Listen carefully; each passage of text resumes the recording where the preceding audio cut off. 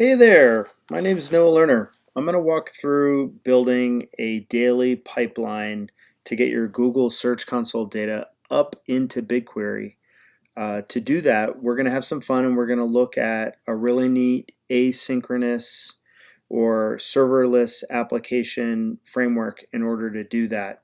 We're going to look at a couple different cloud functions. We're going to look at cloud task queues.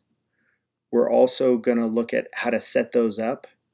And we're also, for funsies, going to show you how to backfill data to grab the last 16 months worth of data. And to do that, just for fun, I'm going to swing over into our cloud functions world and I'm going to test a function that we've already built. And as we get rolling, we're going to see data from that function start to fill this Google Data Studio report for the last 16 months worth of data. And it's going to take a little bit of time. We'll start to see that data populate in. But the things that I wanted to go through first are the architecture, like how it works. And then we can dive into the different pieces of the different functions to have a better sense of how all that's happening. So the first thing to know is that we're going to look at one cloud function, which we call race.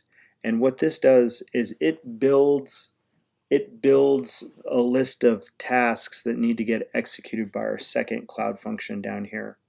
And the way this serverless function runs is there's the first function. It loops through all of our clients, and then it asks for each client's which channel's data do we want to store up in BigQuery. And there might be just Google Search Console, there might be Google My Business, etc. All of that will be stored in an array, which I'll show you. And then for each combination of client and channel, it's going to build out a separate task to grab data for that specific combination, which is that client, the specific day that we're getting data for, and the channel that we're grabbing data for. And then the tasks flow through the task queue and they go to the second cloud function, which has a pretty interesting job. All it does is it grabs that day's worth of data from the API. It then creates a CSV from that data, and then it loads that data up into BigQuery. And here's a bit of the magic of how this all works together and why it's kind of fun to develop this way, which is that this function creates all of the tasks that live in the task queue, and the task queue dispatches or pushes those tasks at defined settings, which we'll go over, out to this next or child cloud function. And if anything goes wrong in this cloud function, it pushes the task back in the queue. So it handles retries for you. And at the highest of levels, that sounds totally fantastic, but we uncovered a whole number of gotchas along the way that I'll share with you that took me many hours of bug hunting to figure out. So all of this recording so far has been happening in real time. And the takeaway from that is that in the past 3 or 4 minutes, you'll see that we've already gathered almost half of our 16 months worth of data. It's already kind of backfilled up a bunch. And you can see that this particular client does have a lot of data. Like the way the pagination works is that each request has a maximum of 25,000 rows of data per day. So you can see that for some days it's looping through multiple pages of data to get the data for that day. Before we dive into each of the two individual cloud functions, I want to go into the task queue a little bit because that's the revolutionary part of this video and what's really made or given us the ability to make the biggest leap forward in the past couple months. So let's head over to task queues. All right, so that was the architecture. Now we're going to take a quick peek at Google Cloud Task queues, and we're also going to talk about what cloud tasks are so that you'll have a sense of how they set up. The Google Cloud Task Queue is a place where cloud tasks are stored. And what happens is that using the API, you can create a task, which is kind of a unit of work, which is going to be executed and pushed to either an App Engine URL or an HTTP endpoint, which could be a cloud function, which is inside the Google Cloud Platform, or it can even be outside of the Google Cloud universe, and you can send it to a third-party endpoint. You can set a number of different things around this cloud task queue that limit how it works. And the reason why that's important is that you might want to set up multiple cloud task queues depending on the API that you're grabbing data from. For example, if you're grabbing data from the Google Search Console API, there are limits as to how many requests from the API you can make both per second and per minute, per website, and also per project. And so to stay inside those rate limits, you have to set your maximum rate and the maximum concurrent size so that you're not going to be in a place where you're making too many requests per second from the API. And another way of thinking about it is if we're writing to BigQuery through the cloud task queue, we also have to make sure that we're not pushing so many tasks to our cloud function that's writing to BigQuery where we're going to exceed the rate limits for how many concurrent jobs can happen on a BigQuery table. So that's why it's good to break out your cloud task queues, because you might have rate limits that are different between one API or another. All right, so since we started taping, our backfill tool ran and it grabbed all 16 months worth of data in about 5 minutes flat, which is really cool. You'll also notice that there are no super tall peaks, meaning that we don't have any days where we grabbed and pushed the data to BigQuery twice. We also don't have any days where we missed the data and we have zero rows of data for that day, which means that we had a nice clean backfill of 16 months worth of data. If we were to count up the rows, there would be somewhere between 12 and 16 million rows of data in BigQuery that we would have grabbed and pushed in the last 5 minutes. So let's head back to cloud tasks because I want to walk through with you how to actually set them up, because the interface is going to look new for you and I just wanted to walk you through it. So if we go to edit the cloud task queue, it'll open up this nice little interface for us to work with. We set our maximum number of dispatches. This is the maximum number of tasks that are going to get pushed to the queue per second. The next little section is what's the maximum number of dispatches that can run at a time. These two things give us a huge amount of control to make sure that we're not pushing too many tasks that'll get us in trouble with our rate limits for whatever API we're working with. This one tells us how many attempts is the maximum number that we'll ever do per task. We'll also can set what the maximum duration is. I typically have left this at 0, which means that it's an infinite number of time. The minimum backoff is what's the least amount of time that it'll wait before trying that second and third and fourth time. And I set that to 3 seconds. That doesn't mean that you have to. It's just I picked that as a number.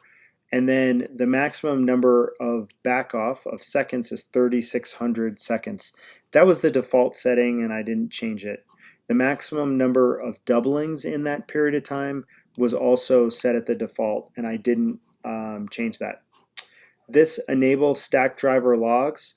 I like this for testing purposes so that I can look at every single task as it's getting built in stack driver logs, so that if there's any errors between Cloud Function A and Cloud Function B or the parent and the child, I'll have a pretty clear indication of how the data is getting pushed and whether or not it's being pushed in the right format between the two Cloud Functions. When you're done, you click Save.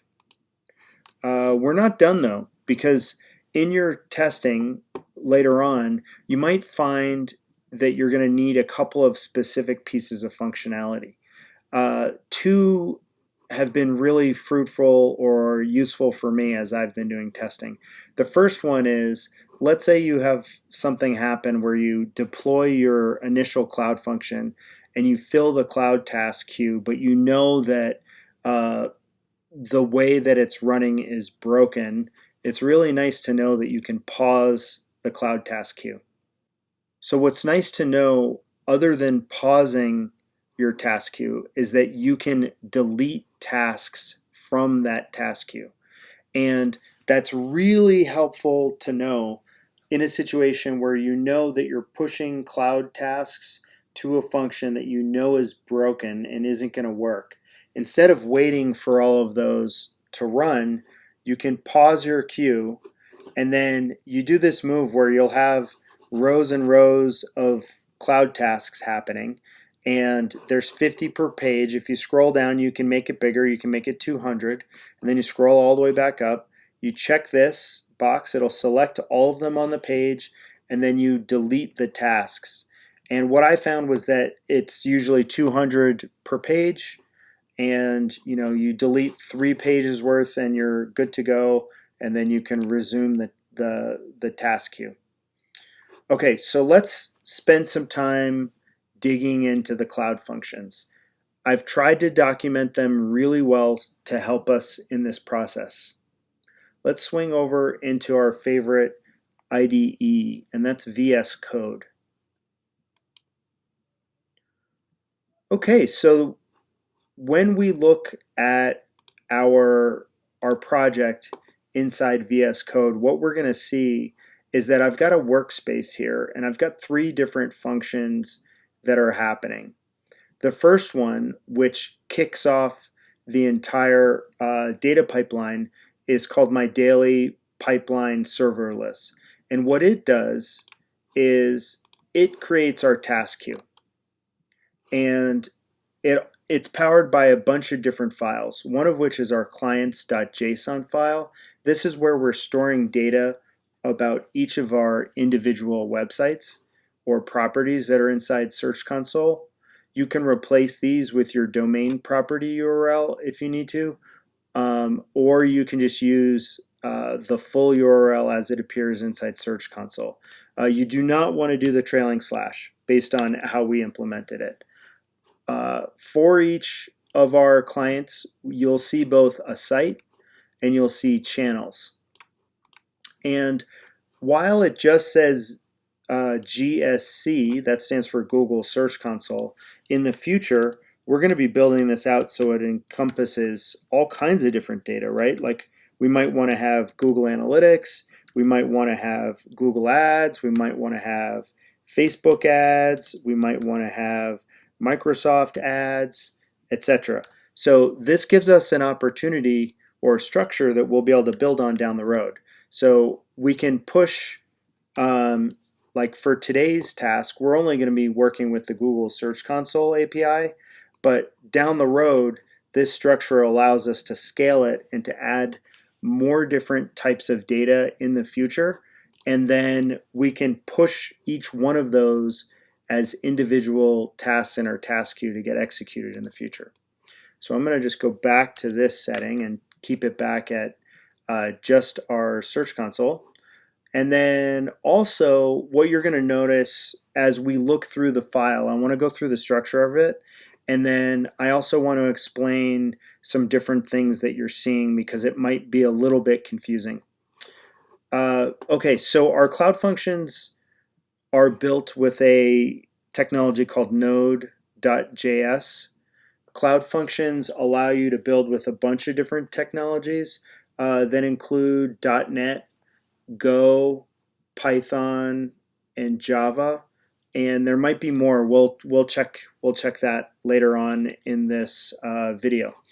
So in Node, one thing that you do as a kind of best practice is you'll pull in all of your Node packages at the top of the file, and then you'll pull in local files below that.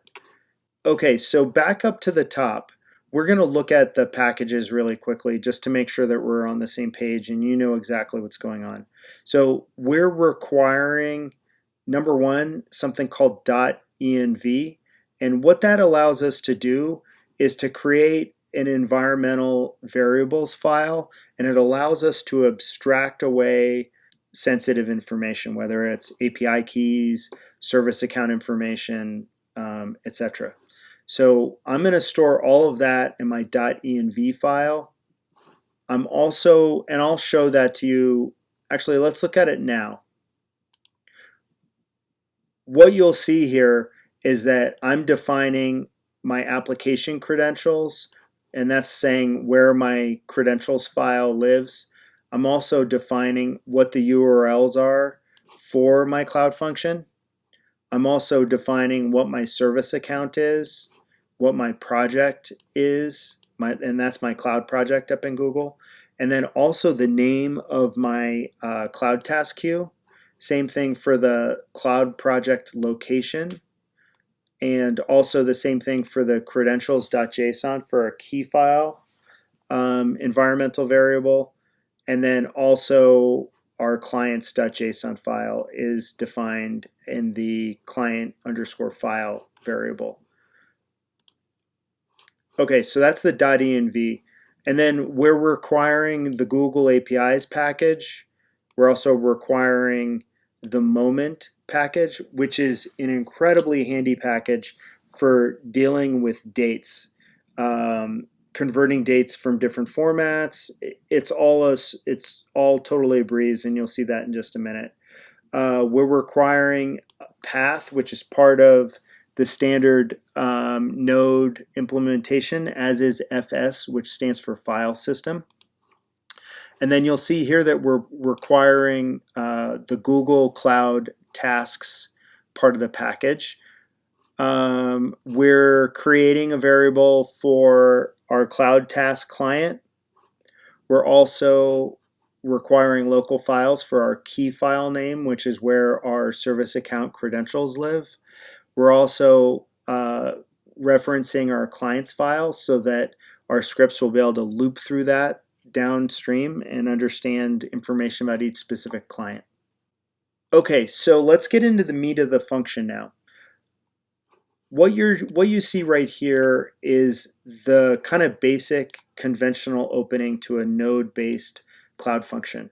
You'll see that it says exports.dailyPipeline equals async function req, res, and that is powered by the Node Express app's basic conventions for handling the request, req, and res, which is the response, which is the data going back when someone hits this particular Cloud Function. We're defining the request as what's getting posted to this function. We also need to get information about today's about the date that might get passed up as part of the post, and this is how we use the moment package, which is really cool. You'll see it says moment parentheses request dot date. So if someone is posting a specific date for data that we want to get API information about, we're going to turn it into a time into a moment, and then we're going to format it in this specific pattern because that's what the APIs expect when they're making requests. And then we're defining, you'll notice that this constant called 3 days ago is set. We set this because we're always working in UTC time when we're interacting with dates. And so from my time zone, which is Mountain Standard Time, if I want to get the most recent data from Search Console's API, I'm in a state that it's 3 days ago in UTC time but it's really only 2 days ago in my time zone, which means that's why we define it as 3 days ago, just for the UTC time. And then down here, what you'll see is that we're defining the date that we're getting information from as either if the request date is not undefined, meaning if they actually send us a date, then we're going to use moment date as the day that we want to get date for. And if it's not undefined, if it is undefined, then we're going to get data from 3 days ago. And that's the magic sauce, is we're always getting data from 3 days ago. So, tomorrow we'll get more data and it'll just continue to fill the pipeline every day. Same thing for client. We do a nice little what's called a ternary operator here. And it's kind of useful because we define what the client is, and we say that if the request.client is not undefined, then we want to use that information to tell us which of our clients inside our clients file we want to get information from. But if that is blank or undefined from how the function starts, then that means I want to loop through all my clients and I want to get all of their data. Okay, so that's how we know which date and which client we're getting information for. And then we get into our task loop function here.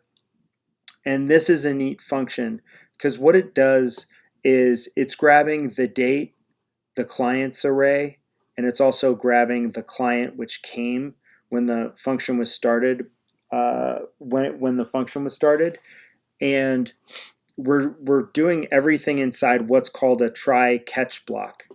And what that enables us to do is to try stuff, and as long as there are no errors, all of this code is going to work just fine.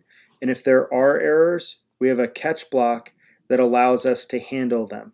And in this case, we're just console logging or writing those errors to our logs, which are called stack driver logs.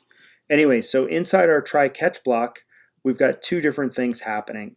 One is a case where when the function ran, if the client data was not populated in a post message to this function, the function assumes that we're trying to get data for all of our clients. So it's saying if client equals all, then for item of clients, which basically is like the iterator or each individual client, I'm just naming it item.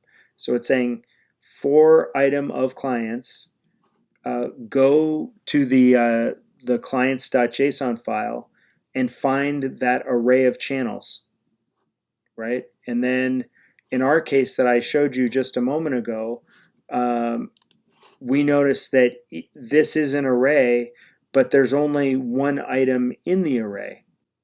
So that's how we grab the item.channels. Now the item.site is very similar.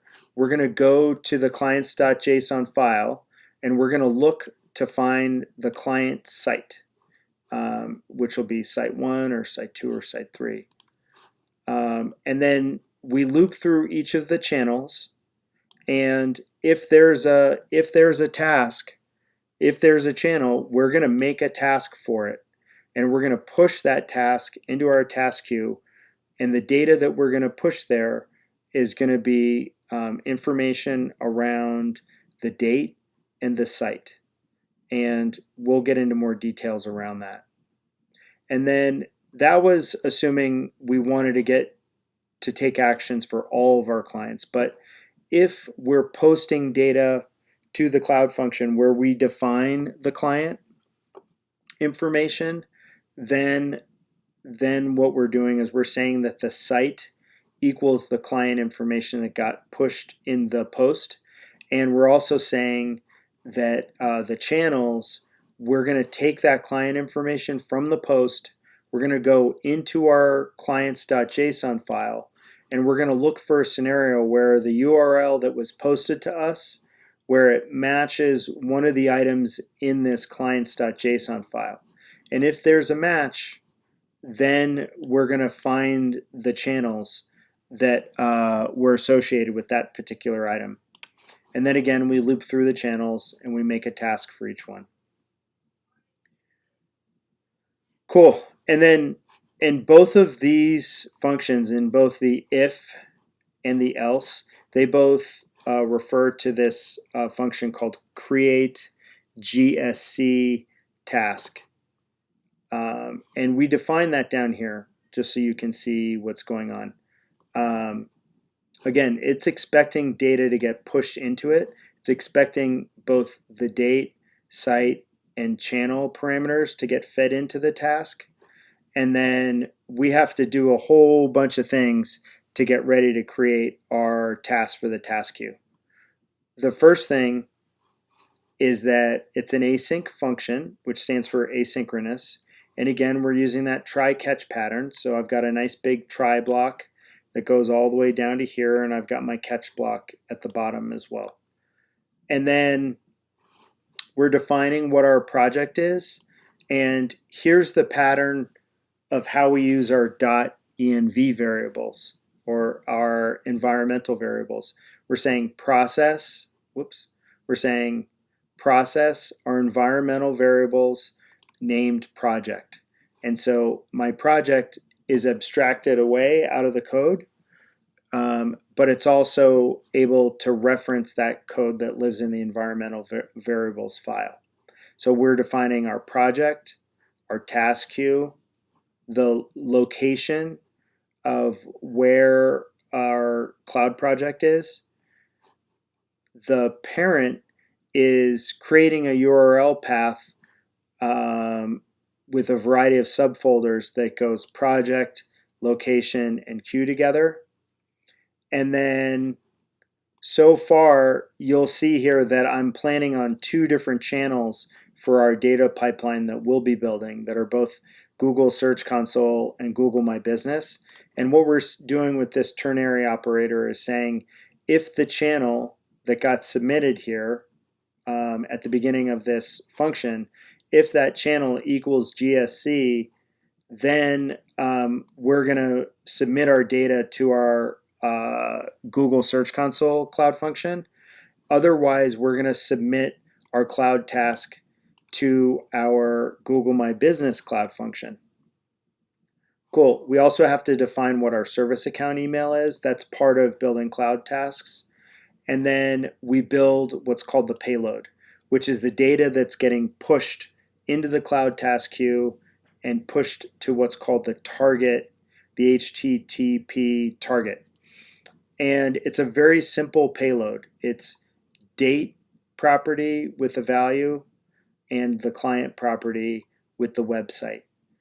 And sometimes in testing, it's really helpful to console log out your payload to make sure that the values are passing into and out of functions properly. Right here is the actual request that's being made to the Google Search Console API. And you'll notice it says constant response equals await task client dot create task. And there's some things going on here that are probably confusing if you haven't done a lot of asynchronous work inside Node.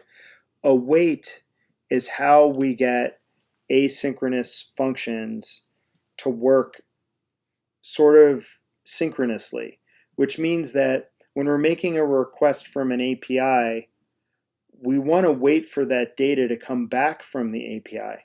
And so we use this pattern of we define an asynchronous function up in the top, and then we create a try catch block, and then our functions that need to run asynchronously inside that try catch, we can use await and then space and then the function name. So it's like await task client dot create task. And this is a little confusing, right? What's this task client? Well, we define that as a variable way up at the top at the beginning. Basically, what we're doing is we're tying into the Cloud Task API, and they have this thing called a Cloud Task client. And we're making a new one and calling it Task Client. Okay, so we are also we have to define the parent as the property, which we built up here, which was right, where was it? Right here, the parent. And then here's the task part of our post to the API. You'll see that it's a task, and a dispatch deadline is how long do we have to wait before the deadline breaks, and basically what happens is that when you send information, you need to define how many seconds something can run before the cloud task queue thinks it fails. And we're setting it up here to say that this cloud task queue has a dispatch deadline of 1200 seconds. And that's just getting around timeout, which sometimes happen when you're talking to APIs. So if you make the dispatch deadline longer, it's less likely to time out. Okay, so next we're making an HTTP request, and we're making a post, and that type of post is an application /JSON, and we're sending that to a specific URL, which we've defined higher in our code, which is either that Google Search Console Cloud Function or the Google My Business Cloud Function. And this last piece is the body, like what are we actually sending in that post message? And that is the payload that we defined up here. And this is a really key gotcha to share with you, which is that there's two ways to send the data. You can either use a buffer.from JSON.stringify payload.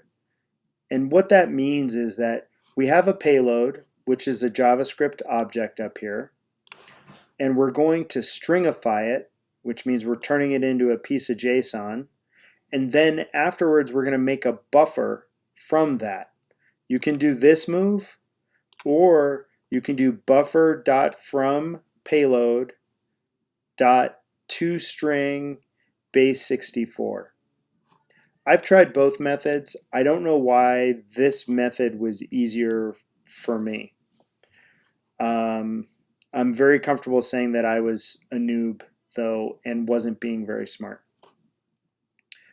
Okay, so after we make our request, i.e. after we make our task, I want to log out and make sure that I'm capturing the response that's coming back from the Cloud Task API. I want to make sure that that task was actually built for debugging purposes down the road.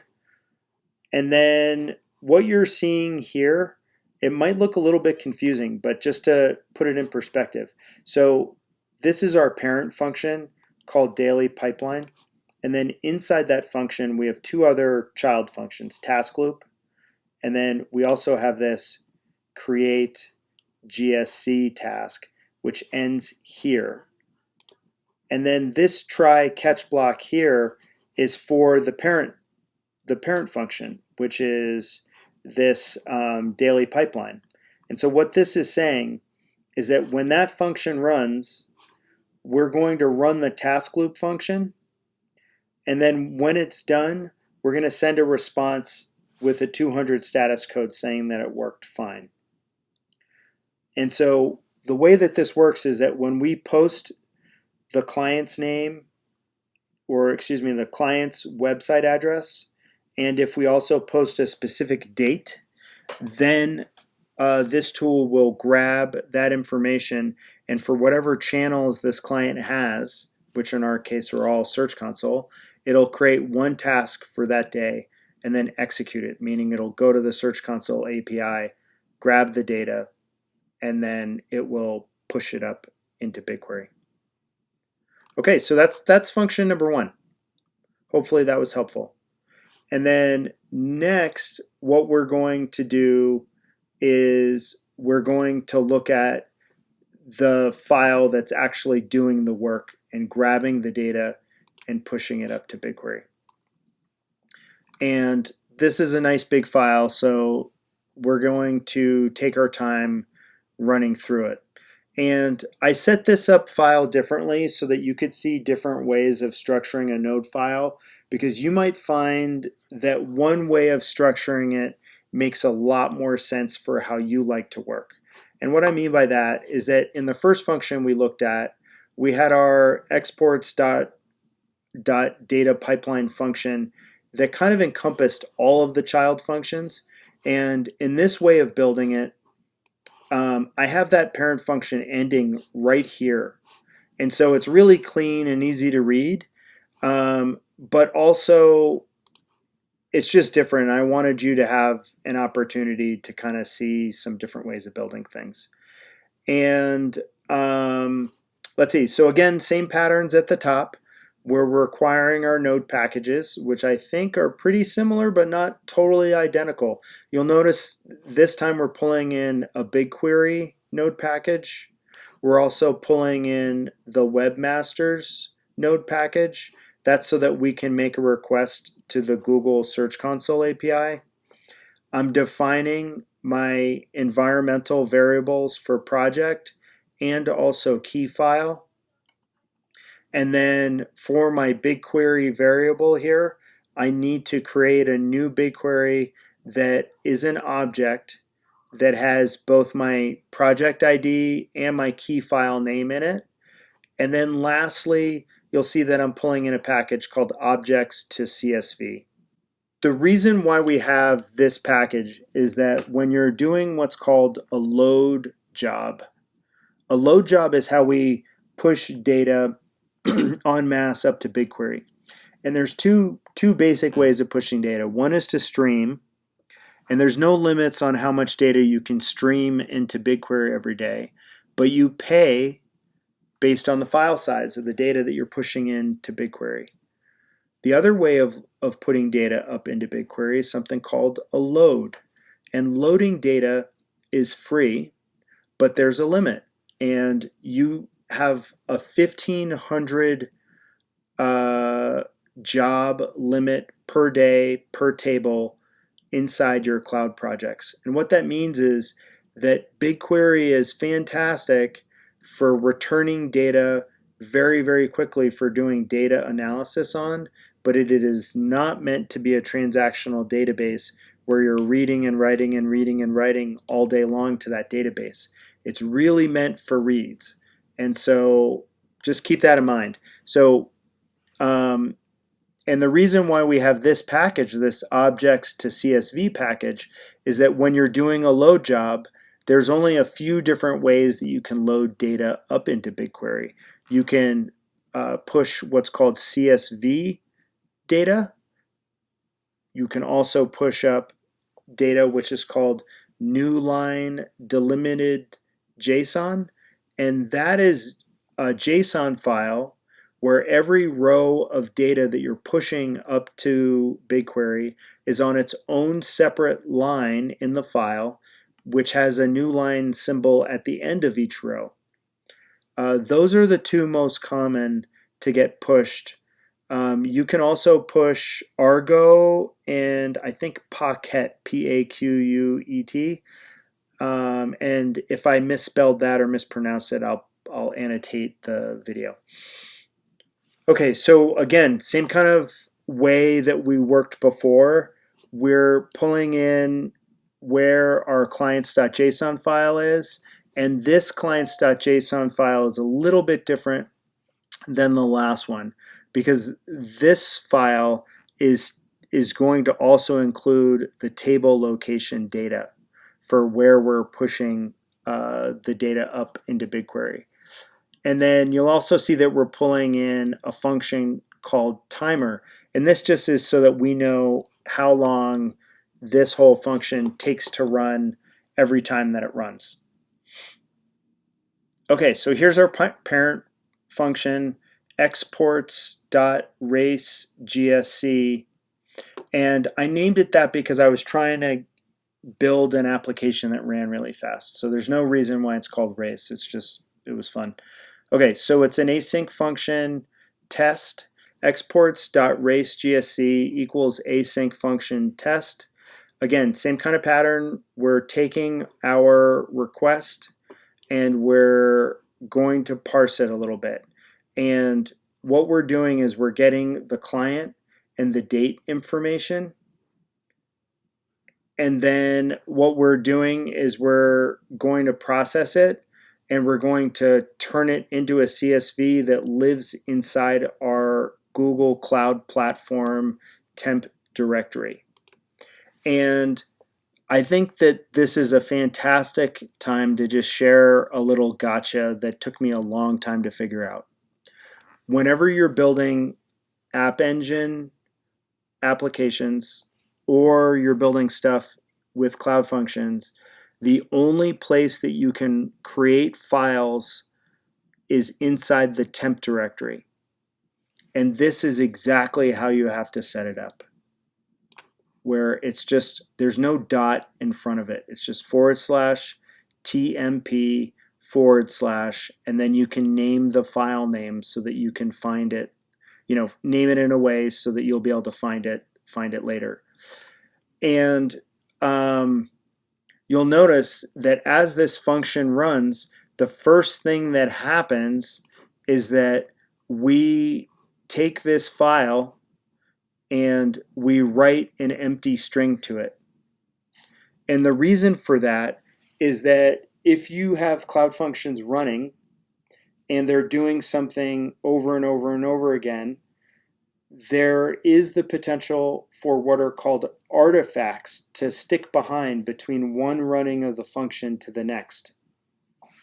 And so when we take this file and we overwrite it and make it an empty string, that means that we don't have to worry about duplications of data being pushed up to BigQuery due to previous attempts of this script. What that means is, like, if this script runs and it breaks and it errors, this task that was pushed here would automatically be pushed up into the task queue again. And if it went to run again, and if this Cloud Function was still quote unquote warm, i.e. not cold, then it could potentially have the same function, the same CSV in its temp directory from the time before when it ran and errored. And so if I did not overwrite that file and make it blank, then it's possible for it to be uploaded to BigQuery twice. That was a really important gotcha that I think you're going to be thankful for down the road. Okay, so our parent file has a try-catch flow to it. In that try-catch, we're overwriting our temp directory file. We're getting data from BigQuery with a function called runSample. We're then loading that file up into BigQuery. And we're also getting information about, or logging, how long it took for this file to run. And then lastly, we're sending a 200 status back up to the Cloud task queue so that the Cloud task will not try to run that same task again. However, if any of these files error, it's pushing an error into our catch block, and in that situation, we're sending a 500 status back to Cloud tasks, and that task will then be dispatched from the queue again back to this function, and it'll retry it. And that's how we're able to make sure that we get data for all of our days. Okay, cool. So let's go through the Search Console function next. That's the runSample function. We define it as an async function. We're passing in the client, which is the website address. We're passing in the date, which is in that year dash month dash date format. And we're also passing in the response. And I don't think I need to pass that in, but I think that's an artifact from a previous version of the script.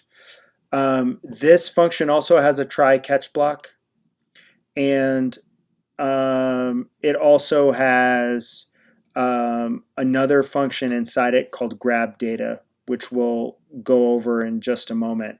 And so, and we're defining a variety of functions that live inside this function. And so just kind of bear with me as we go through them. You'll notice that we're also doing a number of things by authorizing into the API. And to do that, we're using this pattern here where we define a variable called auth, and we create a new Google authorization. And we have to define where our credentials are, our service account credentials. We also have to define what scopes we want to have access to, which are the webmasters and webmasters read only. Okay, so we auth in to the API. We have to define the maximum number of rows per page of data. And the reason we do that is that Google Search Console data, if you do a request, it's limited to 25,000 rows. But if you set a maximum number of rows and you also are looping through pages of data with what's called a do-while loop, which I'll show you in a moment, you can page through all of the data for a specific date. We're also setting I to 0. We're also creating a couple empty arrays. You can see these here. And then we're defining a function which is called grab data. And this is a pretty big function, and it goes all the way down here. And you'll see how it works in just a moment. Okay, so this whole thing lives inside of a try-catch block again. And inside the try-catch block is what's called a do-while loop. If you have not used a do-while loop before and you do most of your stuff with what are called for loops, a do-while loop is different in that it will run at least one time. And then if the condition at the bottom, which is what's happening in the while part of the loop, if that condition is no longer met, then the do-while loop will stop. And the difference is that in a for loop, you've got your logic up at the top. And so if the logic doesn't work out of the gate with a for loop, it never runs. Whereas with a do-while loop, you know that it's going to run at least once. Okay, cool. So our start row is the first row of data that we want to grab, and that's 0 because we're taking that I of 0, multiplying it by 25,000. That gives us 0. And then as we page through, it'll go from 0 as a start. Then it'll go to 25. It'll start at row 25,000. And then the next page would be 50,000. And then the next page from that would be 75,000. Okay, so we start at 0. We then make our request to the Google Search Console API. This is what it looks like. It's really quite simple. We define our response. Again, it's an API, which means that we're making a request and we have to wait for that data to come back. And because it's inside an asynchronous function, we can use this pattern called await. So we're like basically waiting for our rows of data to return to us. So we await webmasters.searchanalytics.query. Inside, we have to define a lot of things. We have to say what the site URL is, and we defined that earlier as the website. You know, that was pushed through in our cloud task queue. The request body is what's the date that we're starting and ending. You have to define both a start and an end date, and you'll see that those are both the same. And the reason for that is that the way this daily pipeline works is that I'm either getting 1 day's worth of data or I'm getting a lot of days worth of data. If I'm doing 1 day's worth of data, I'm pushing a task to this function that has 1 day's worth of data. If I've got a lot of days that I'm grabbing data, all of those days are being sliced into individual tasks with each one of them having their own separate day. worth of data to grab. We have to define what dimensions we want to get. And for Google Search Console, what made sense to me based on our particular client load, the size of our clients, the fact that they're mainly in the United States, meant that we were going to grab date, page, and query data for dimensions. You could also do device if you want, or search type, or country. This is what made sense to us. You can add those others if you wanted to. You have to say what your start row is. You also have to say what your row limit is, or how many rows per page. And then you have to state what your aggregation type is. You need to aggregate by the URL. You have to, you can aggregate by the page, which is by the URL. You can aggregate by the query as well. I like to aggregate by the page so that I can see average position, clicks, and impressions at the page level, which I think is really, really quite useful. Okay, so we've made our request. And then the response comes back to us. And that's what we're calling the RESP rows. And if that comes back and it's not undefined, then our data is the data that's coming back from that variable called response. And it's when you look at that object of data coming back, it'll have data, and then inside that data we'll have another property called rows, and all of the data that we want lives inside that property. Okay, you'll see some more logic down here, and basically what this is doing is creating a way for us to get out of our while loop. And what we're trying to do is cover ourselves if we find ourselves in a situation where the request, where the amount of data that we're grabbing is exactly the same size as the page size, or if we know that there's no more data. And so if no rows of data return, then we know that there's no data and we're good. If the amount of rows that return are less than the maximum row size, then we know that it's the last page. And then you'll notice that for each of these, if there's no more rows, we break. And that means we stop checking. And if the amount of rows that return are less than the maximum number of rows, we break and we stop getting data. This would be triggered by a scenario when we grab a data that's exactly the same size as the page size, and then the next time it goes to request data, it'll return with an empty response. And I found that out the hard way. I actually had a site that had exactly 25,000 rows of data in a day, and it broke the script. And then this is a scenario where the amount of rows are just less than the maximum. That just tells us there's no more to get. Now, I forgot to go over this. This is important. You'll notice here that we're grabbing all of the rows of data and we're pushing it into a separate array, which we're calling rows. And you'll see how we process that in just a moment.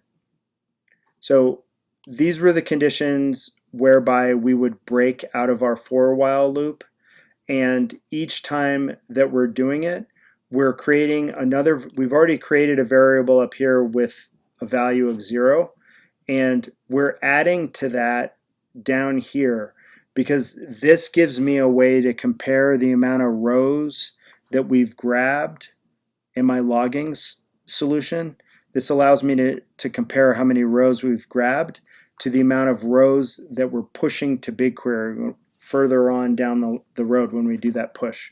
So my count is 0 plus the amount of rows, and I'm also increasing my iterator with each time that this loop runs. And then I'm done with my while loop. And that's like if the response row is coming back as undefined, it'll stop looping. And then these helped us with 2 edge cases.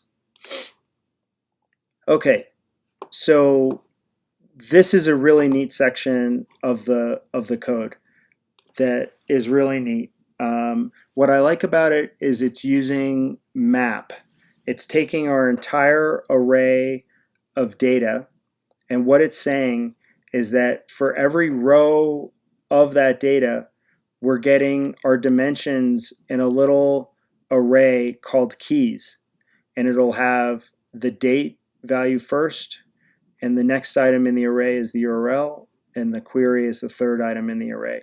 So we're defining these as date, URL, query, and then each row of the response from Search Console is going to have a property called clicks, and so we're grabbing the row.clicks. Same thing for impressions, same thing for click-through rate, same thing for position. Now, this is why when you're visualizing Google Search Console data inside Data Studio, and you're getting those native connectors from Search Console, you're getting average position data, but that is aggregated by the query, which means that the average position for a specific query is taking all the pages that query gets impression data and then averaging out the average position for that query. Whereas with our implementation, we're getting accurate average position data at the combination of date, URL, and query. So it's much more granular and much more accurate, which is really great. This is a function where we're taking each row and we're returning it. We're basically transforming that data and we're returning it as an object. And you can see here that we're using the map function this way, where we take our initial rows that we were building up here and we're mapping them based on this function, and the result is an output.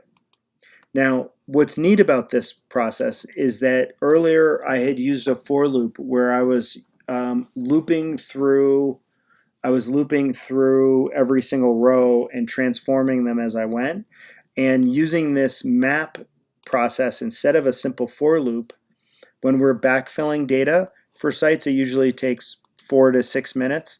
And using this function instead of a for loop saved an entire minute, or 16 to 20% of the time, by making that one simple change. Okay, again, we're using that same kind of pattern where we have a try catch block for the grab data function, and we're logging errors if they occur. And then up here, we just defined this big function called grab data. And now that we defined it, we're going to run it. And we want to wait. We want to await it because it's going to go get the data. It's going to respond. It's going to transform it. It's going to add it to the array of rows, and it's going to transform it in the way that we want. And then this is where that magic happens with the objects-to-CSV tool. It's going to take that output array and it's going to take all that array of objects and it's going to turn it to string, and it's going to create a CSV for us, and it's going to push it into the temp directory here. You can see here earlier up above, we turned that file into like an empty string. Well, right here, we're overwriting that empty string with all of our data, which is all of those objects that got turned into a CSV object. And we're actually then putting that CSV data into this CSV file. And that is all that's happening in the run sample function. When we get down into the load local file, we're almost done, by the way. Get excited about this. The load local file, we're passing in a whole bunch of parameters. We're telling it where the file lives, where that CSV is. We're telling it the client name, the date name. Again, I'm passing in the response, but that probably doesn't need to be there. And I'm also passing in now. And I'm not sure if now is needed. We'll know that really quickly. Yeah, no, I do use now right here.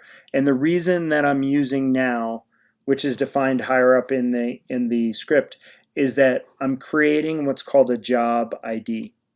And again, this is me saving you hopefully not a lot of time. I wish I knew about this earlier. This allows you to pass in something called metadata when you're making a request to BigQuery. That way, if you make a push and you make a job to push data up into BigQuery, the next time it goes to run, it'll have a job ID, which is the date that you're grabbing data for, not today's date, but the actual date that we're API is responding about, the table name that we're pushing table data to, and also the now variable, which is a timestamp for today's date. You know, basically BigQuery looks for duplicate job IDs with duplicate data. And if it sees that they match, it will not allow you to push duplicate data up. And the reason why this is really useful is that in our testing, we found that there were certainly situations, and this really surprised me, when you would push data up to BigQuery and it would not respond inside the timeout period, which was set to, I think, 180 seconds, which really surprised me.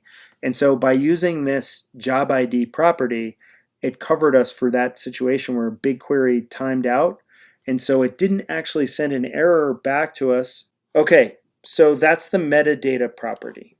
That's what this is. And then for our load local file function, again, we're inside that try catch pattern where we're going to log stuff so that we know what time this started to run. I'm going to define what the data set ID is of where our data is going to go live. We're also going to log the date that we're grabbing data for, and we're grabbing the table. This just allows me to make sure that both the table and the date is proper. And you'll notice in my logging, the pattern that I'm typically logging is I'll do the date first, and then I'll have helpful information after that. That way, when I'm looking at my logs, which I'll share with you guys in a minute, it'll all make sense and make it easier to bug hunt stuff. Okay, so I define my table. I then run the job, and it's just this simple line right here.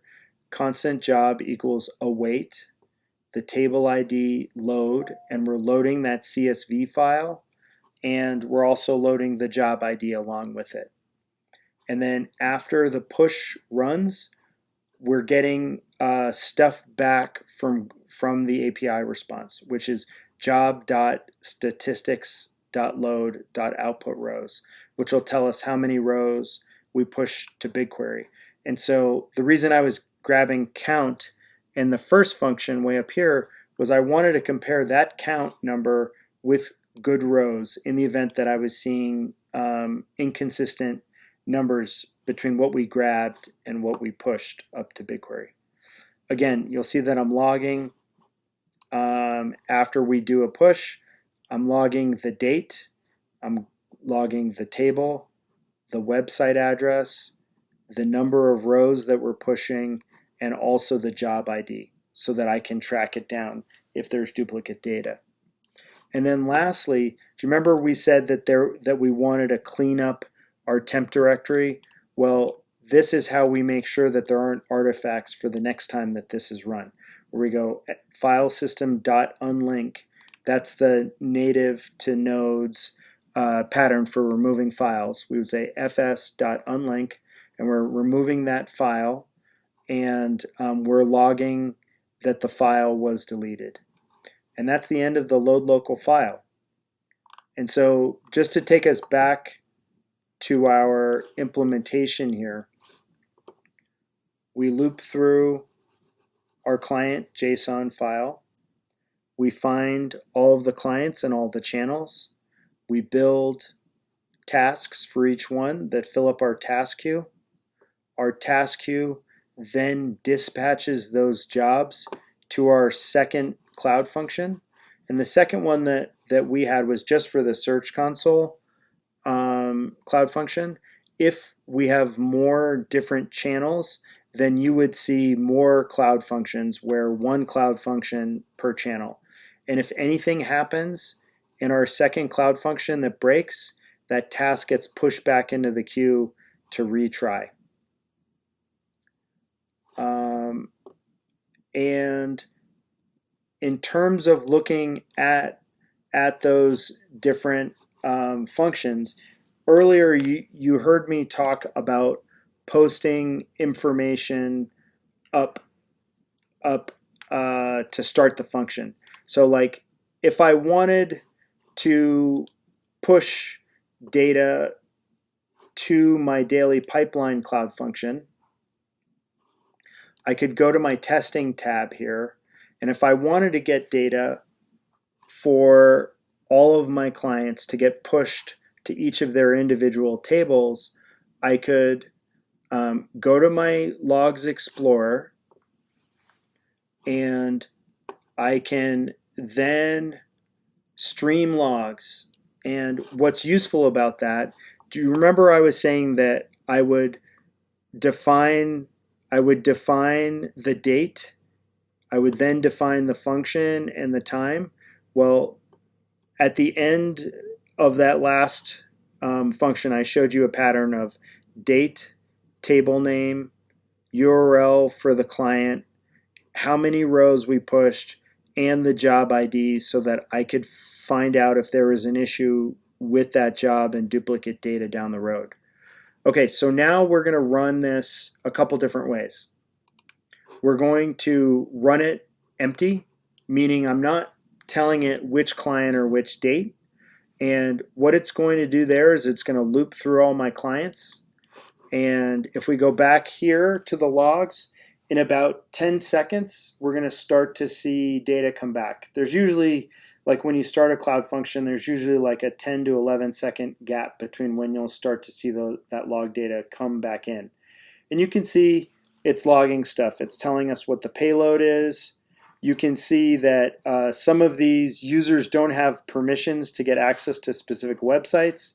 But for the sites that we have access to, you can see the logs are telling us a lot of information about that specific one. You can see that on this particular date, we start at the 0 row, we grab 66873 rows of data, we build the CSV, the BigQuery function starts, the BigQuery table, and then up here a little bit higher, you'll notice this execution of 0D. We're going to scroll up so I can show you the next time that we get data about that. Right here, like this is where that function started, where it had the table name, and then we talked to BigQuery and we did that push, and then we were able to log back what happened. You know, there's the date that we grabbed data for, the table name, the website address, how many rows, and the unique job ID. And then we get information about how long it took to run, which was that entire function took 3 seconds to run.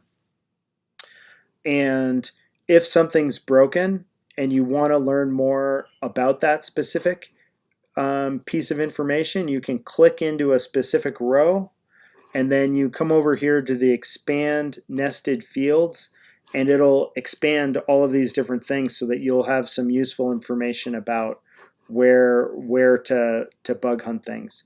But in terms of building Cloud functions, it can be tricky to debug, and that's why I'm giving you the clarity around why it's important to add the date first, so that when you go to look at these, they'll make sense to you, and you'll be able to figure out like why something happened the way that it did. Okay, well, I hope this was really interesting for you, and I really appreciate the opportunity to share this. And if you have questions, find me on Twitter, and you can also send me an email. I'm really excited to help you. Thanks. Ciao.